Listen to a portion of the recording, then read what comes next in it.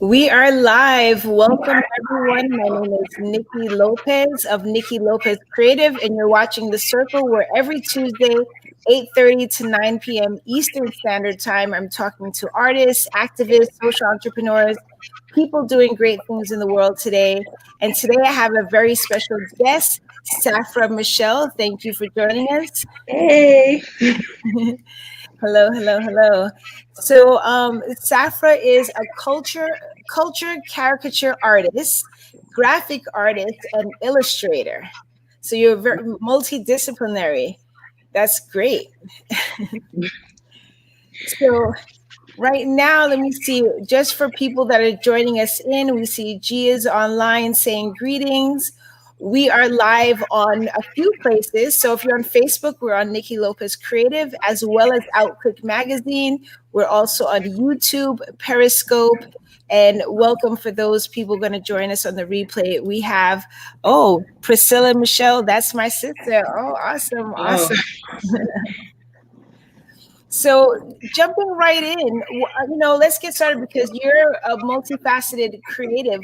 What was your start? What inspired you to start your creative journey? Well, it pretty much started with my parents. They've always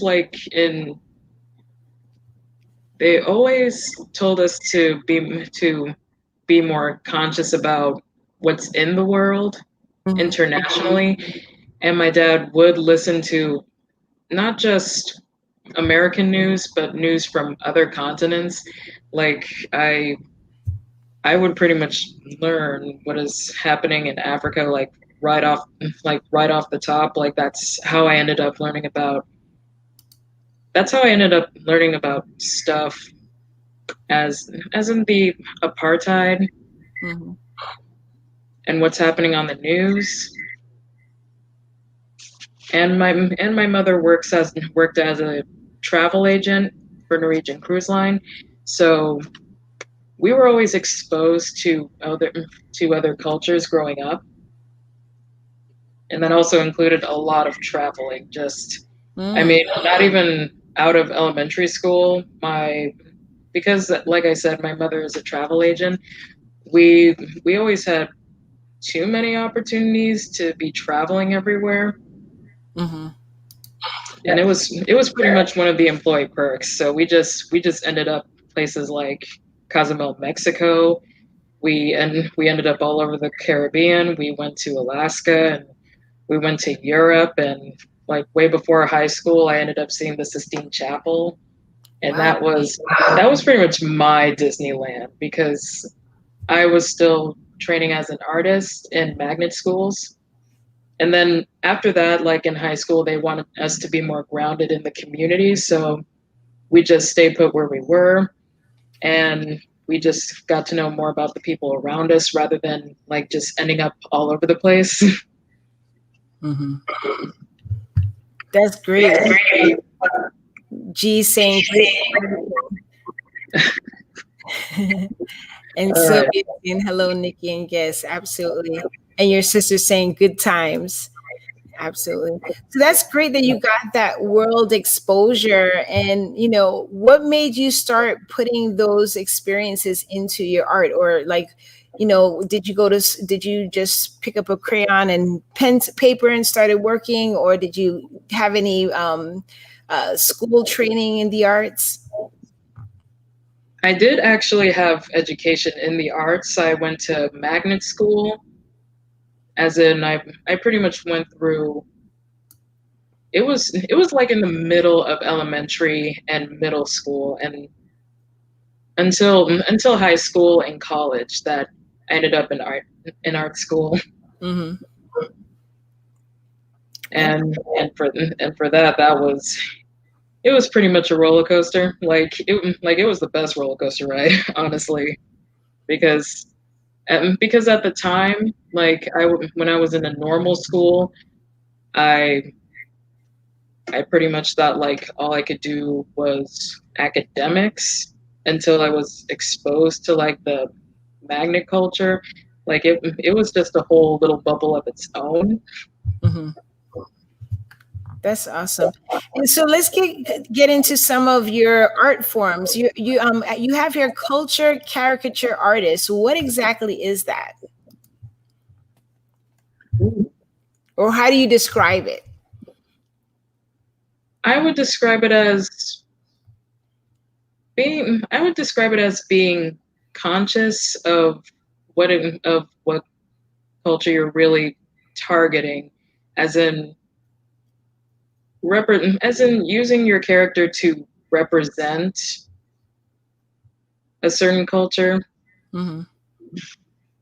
because hmm,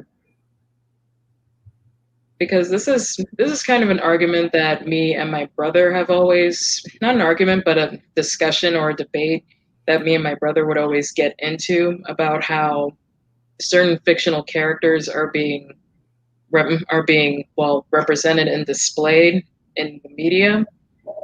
And one of the things that does, like, grind our gears is how there's more stereotype rather than what the culture actually is. Mm. Like it doesn't really this will help explain the issues or their beliefs or what it is their culture actually does.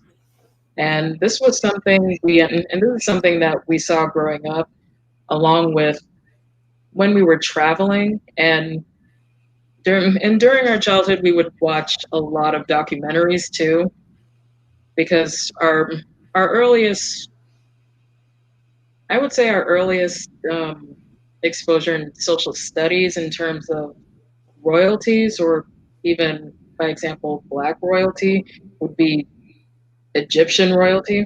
Hmm. So we watched so much of that. And then by social studies in middle school, I was more exposed to indigenous tribes, and I did way more research on that and found out way much more than I did in school, to be honest, because they Hmm. were crunching all that information into one chapter, and then you just have to go back to American studies after that. Hmm. And I think that's a really great segue to kind of jump into your website, your portfolio, some of your work, which is just amazing, by the way. So I'm just going to screen share your website. And let's see, we're going to go here. And so this is a few, some of your pieces here. Can you take us, like, what series is this? Can you take us through some of the work? This one, okay, this series, it's actually well, these pieces are part of a 7-part series. It was part of a women's challenge that I was invited and introduced to by Cheryl Eggleston. Okay, I was invited by Cheryl to do a whole series of just my work, or, well, existing work or new work, but up to up to Dido is where I pretty much did pieces Hmm. that were done in under 4 hours, because Wow. most of the detail went into their faces and their skin tone and their outfit and the line work. And the background is something that is partially related to the figure, Hmm. as I do with most of as it's what I do with most of my caricatures in my portfolio, actually. Hmm. So most of the figures are women that we're not entirely familiar with, but their records are actually out there. Like, Mm. some of these are aristocrats or artists that aren't really recognized for their work until, like, either the 20th century or the 21st century. Okay. And let me see a couple of, we have Jasmine Lewis saying hello, Rita, hello. We also have someone in the Facebook group saying hello. So if you're on the Facebook group, the circle, we don't see the names, but we do appreciate the comments. So let me just get into some of these. I'm going to scroll down and we could come back to, let's see, we have You have all of these beautiful lines and layers of color and texture. Can you talk a little bit about that, and what's some of your inspiration behind that? Okay, I would have to say for the line work, I was really into, well, I'm still into illustration Mm-hmm. and into more caricature art. But during training, in terms of doing animation major, we were told to not focus too much on making our work look too cartoony, Mm-hmm. but still immersive. Mm-hmm. But I really still love doing like a lot of the line work, so I really kept that even when I was painting. Mm-hmm. And I notice a lot of your paintings, your artwork is about women. Is that a particular focus, or it's just like that's just how it comes out? I would say both because for a long time I was as I said, growing up like me and my siblings watched a lot of documentaries, and one of them were like queens and women figures that we didn't know about that we ended up being fascinated by. Mm-hmm. And a lot of that ended up being incorporated into my works, and I pretty much grew up obsessed with Disney princesses, so or at least the aesthetics.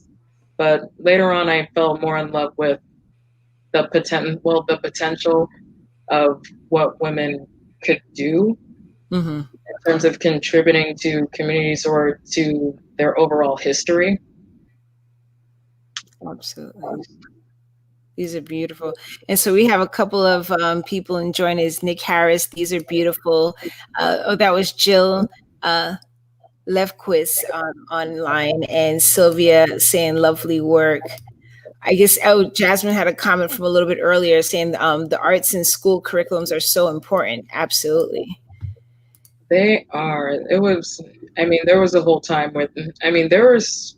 I can't even say there was a time. Like time on and off, the arts programs would end up being endangered. I Mm. mean, I mean, they've already gotten rid of a lot of home economics, and Mm-hmm. like getting rid of the arts program is one of my worst nightmares. And that's how I got more involved in arts education Mm-hmm. because whether or not I actually become like an art professor when art is art is still around or not, I still want to be able to contribute or have someone learn something that's an art, whether or not they dabble in it. Mm-hmm. And you said that when you're growing up, that you did a lot of travel and education, and it just kind of it comes out in your work. When you're talking about Egypt, and also in a way, I kind of feel that your work is educating the viewer because, like you said, all of these are people. People may not know them, but they exist. Is that your? Do you think about the educational component of your work, or is that just kind of like an extra bonus that we get? I would say yes, very much so. I mean, earlier in my works, like I was still trying to figure out what I wanted to focus more on, and then I was told just look back at my portfolio and what I actually already do and what I want to contribute more and pour out more into my work. And one of the things that I realized I was already doing was doing a lot of portraiture Mm-hmm. and telling people what the figure's about, what they represent, and what I wouldn't say what they're a trophy for, but what they're a pillar for it, whether or not it's for a culture or a social issue. Mm-hmm. Mm-hmm. I just love, especially like with this one here, Year of the Pig, for um, how those colors blend. You have some colors that just seamlessly blend into one another, and then you have these really distinct lines and patterns. So it's just really beautiful work. So, and do you do commission work, or is it, primarily for like exhibition use or? Oh, I actually do commission work. It is part of my website that I'm implementing that Mhm. I that I just recently figured out I can just embed a whole nother website. So one of the things that is going to be available soon is a whole commission form Mhm. just to iron out details of what exactly the customer wants in their custom piece and if and whether or not they just want to point out to an issue or they just want a caricature of themselves or something vibrant and colorful like what's in here. I mean, my most recent one was part of Haitian voodoo culture, Mm. and that was really interesting to get into. Like like I was told by Leonie Hermanton. Mhm. She works with a number of commissioners. She told me that she really needed a piece from me for a fundraiser that's coming up soon.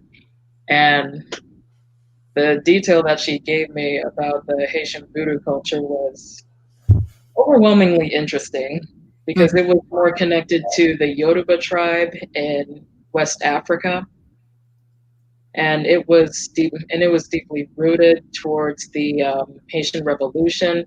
And this was a figure that I was doing that was worshipped as basically the mother.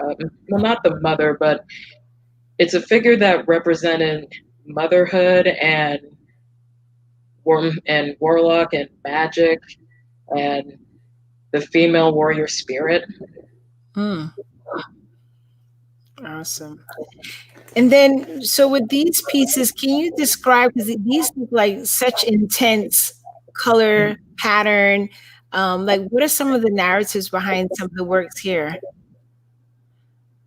Well, we can point to one, and I can tell you about it actually. So, okay, we have Bar Girls, which is in the middle. All right. So for Ball Girls, it was more of getting into the aesthetics of tribal girls or tribal youths in the time. I didn't just want to give them like flat expressions. Mm-hmm. So I just gave them like something pensive at the time. Mm-hmm. But I still want the piece to come out colorful. I still wanted to show like individual fabric works and what they wear. So, I mean, the viewer can pretty much come up with any kind of story like what are they looking at? What are they thinking about? Mm-hmm. Mm-hmm. And it's interesting. It's like I feel, and you could correct me if I'm wrong. Your work feels like there is some part of it that's kind of not really graffiti style, but like street art, but fine art. It's like a nice blend of the two. Is that intentional, or is that just like that's how your style came out, or are you wanting to go that way, or? It is intentional. Like graffiti style is still and forever will be my favorite. Like Jean Basquiat. Mm-hmm. Please correct me if I'm wrong. Like the way he splashes a lot of his color in his work, like he is still one of my favorite pop artists. Mm-hmm. Mm-hmm. And that's great because I know there's a period of time that, a lot of people didn't see graffiti as art, and this really kind of connects it more for people who may not see that it is an art form. But it's still definitely, you feel the fine art in it. So, which, graffiti, there's some that's really raw and there's some that's really refined, but it's just like a great mix. How about, Mbeye Girls? And Baye Girls. This was similar to when I was doing Bog Girls, Mm-hmm. because that was Bog Girls was still experimental, but with the color and the expressions, like I was still having fun with that. So I just poured that into a couple of other pieces, like Mbaya Girls and Maza. these two, well, these two next to each other Mm-hmm. were more based on the Mercy and Surma tribes, Mm. because I was looking up more tribes that had more of the tribal art, well, tribal body paint more so. Mm-hmm. And speaking of body paint, do you ever do any like body paint art, or is it strictly more like canvas work? It is strictly canvas work, but I am very open to any style, Mm-hmm. honestly. And how about this one here? Because home is where the art is. That was for the home exhibition that ArtServe had. They specifically told us that we have to do something that holds meaning and holds like comfort, like home would, Mm-hmm. like all within a piece. Like it could be of any medium, and I did it in the medium that I'm most comfortable with. At first, I was gonna do it in color pencil or mixed media, like I did with my earlier pieces, Mm-hmm. but with paint, I was already in a direction that I was comfortable with. And for the most part, I was stuck on an artist block on how I was going to interpret how well what home meant to me. Mm-hmm. But then one day, like when I was just sitting in my art space, it came to me in the form of a huge dragon that was nearly finished being painted, Mm-hmm. and and the consumption of the masks in there. I mean, you can zoom in if you want. Let's I see. mean, If I can zoom. I also depicted it being, well, consuming African masks. Mm-hmm. Oh yeah, I see some of them in there. Yes. And then the further I went into doing the painting itself, it's starting to make more sense to me that honestly, when I work, I do hog all my I don't well, not hog, but rather hoard a lot of my artwork into Mm-hmm. one corner. Like if anyone wants to like come around and see it, I'm all like, no, not yet. And we have a comment. G said, "Love the Art Serve Home project." Yes, so G and that one was a part of that as well. And I would like to point out that this piece is also a part of this year's What's Your Elephant exhibition at the 1310 Gallery. So we have an exhibition. It's right now. It's appointment only to see the exhibition, but the works are all connected to some of the issues that people are dealing with. Being at home, is it safer at home? Issues that are rising because people are home because of the pandemic. And I would like to invite everyone who's on this call that we will have an artist talk in a couple of weeks, and Safra will be on there, and we're going to have the other artists on there and talking a little bit more. So this is like a practice run, test run, but we'll talk more about this exhibition and the works involved in the exhibition. So, yeah. And what about this piece here? Because I know there was a storyline with this one. Scholar from Niger, Fatum. Fatuma? Automata. Fatumata. So this was for the this I first displayed in the women's show, the Disobedient show that ArtServe had back towards the end of February and into March. Yeah. And it was inviting women artists to discuss, well, issues that pertain to women. Mm-hmm. One of the wonderful things that happened during that exhibition was that you learned a lot of things that are still happening to women, and whether it's in the workforce or on the streets, just anywhere to women, and whether or not it's happening to them because of their social status, it's because they're women altogether. Mm.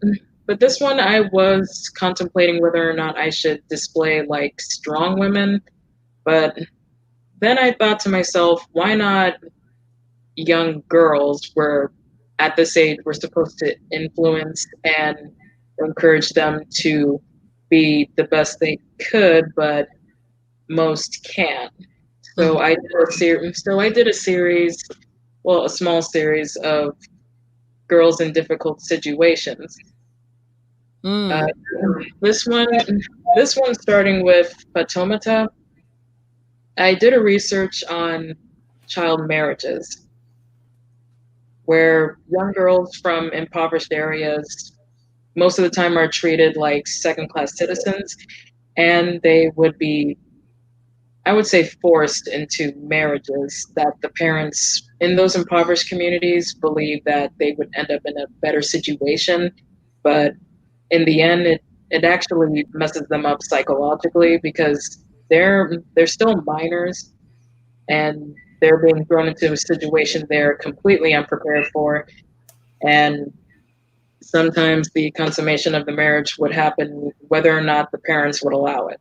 Mm. I Mhm. mean, one of the worst cases that I have read in my research was a girl that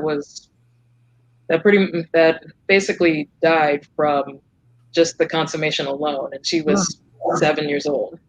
Wow. But these ones I did two. This one from Niger, and the second one that if you scroll up, it's there. It's a Nepalese bride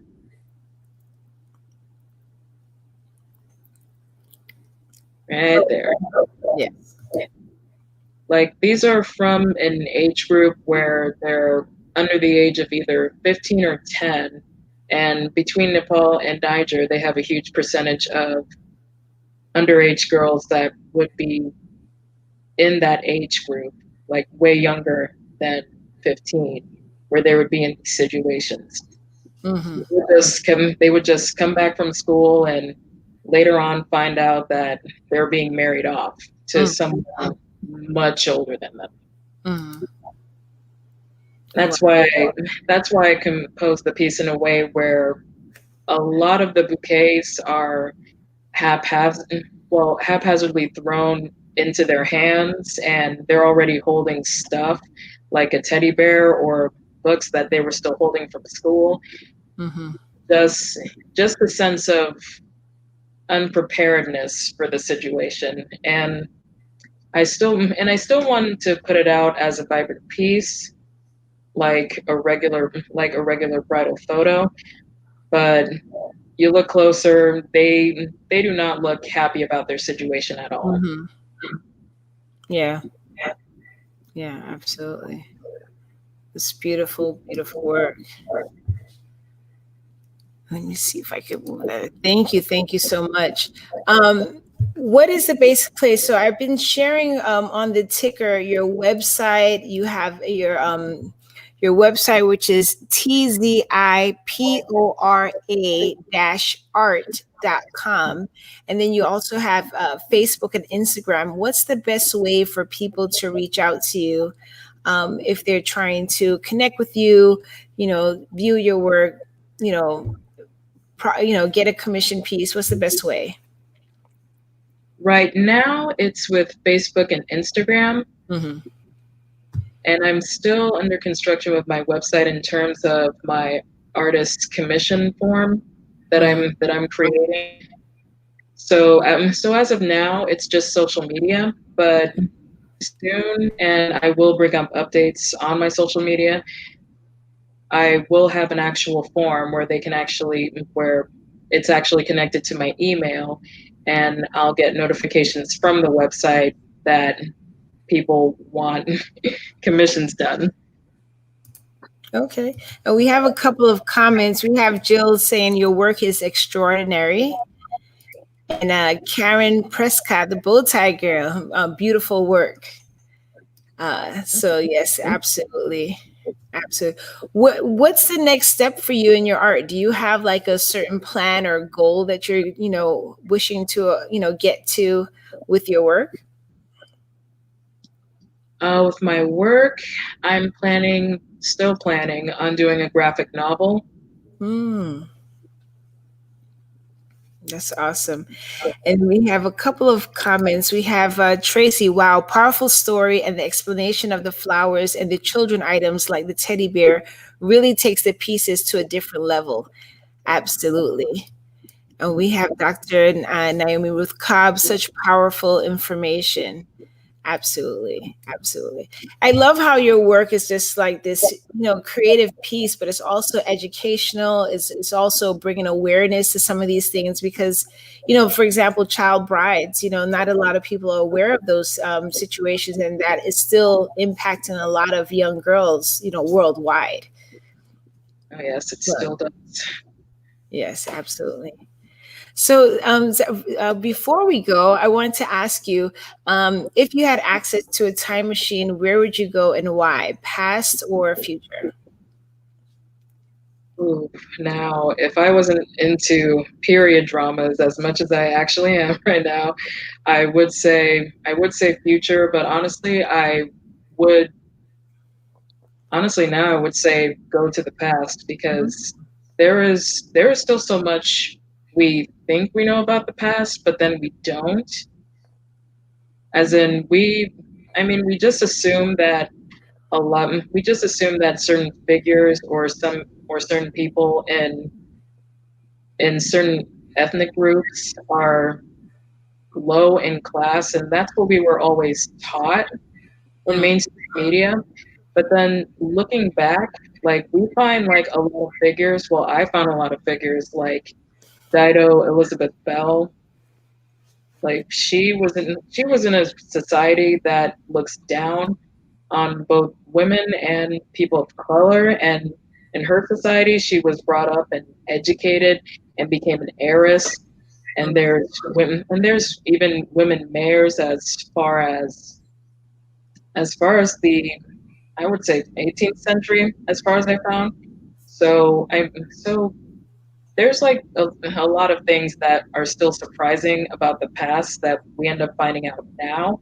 yeah. So I would say definitely like time travel. Like I would take the risk just to see what's there. Mm-hmm. Mm-hmm. Absolutely. Bring back some proof. Yeah, the original stories of many things. We have G saying, nice about the graphic novel. Good luck, Safra Michelle. Great to learn more about your background in arts. Absolutely. So, Safford, it was just thank you so much for joining me and sharing with our audience a little bit about your artwork. Beautiful work. Definitely drawn to artwork that connects with a purpose and bringing visibility. And I think you have that work speaks very loudly in both of those areas. So thank you so much for joining us tonight. Those who are on the live, thank you so much for being here and some of the comments that we've had coming through. And for those who are going to watch this on the replay, feel free to drop your comments in. Safra will have the link so she could, address some of the questions we may have missed or that comes up afterwards. And so I wanted to just recap where you could find some of Safra's work. You could find it on her work on Instagram. And I'm just going to spell it out: TZIPORA.art.gallery. You could also find on Facebook and on the website. We have Jill saying thanks, love your show. Yeah, thank you so much, Jill. And so, any final words before we close it out for tonight? Ooh. Also on my website is a store available. So I also have apparel, I have stationery, and I have shoes. Buy the shoes. Absolutely, absolutely. Yeah, those are really big facts and great Mm. to know, especially in times like this. Well, in general, we should be supporting the arts. That when people buy our work, that allows us to make more work and to get more work done and more exposure, and keep everything going while we create more. So definitely, if you enjoyed that work, if it spoke to you, reach out to Safra and get a piece. She has lots of different arts to go. And if you're enjoying this program, The Circle, it is brought to you by Niki Lopez Creative, which is my design company, as well as What's Your Elephant, which is a movement that creates safe spaces and uses the art to talk about anything unspoken. We have a current exhibition. Safra is one of the featured artists, and we'll be getting to know a little bit more about her on social media, as well as having the artist talk and the workshop. So, Safra, again, thank you so much for joining us. Thank you for all who are on the live and watch this. And I will see you all next Tuesday. All right. All Bye, right. everyone. Night.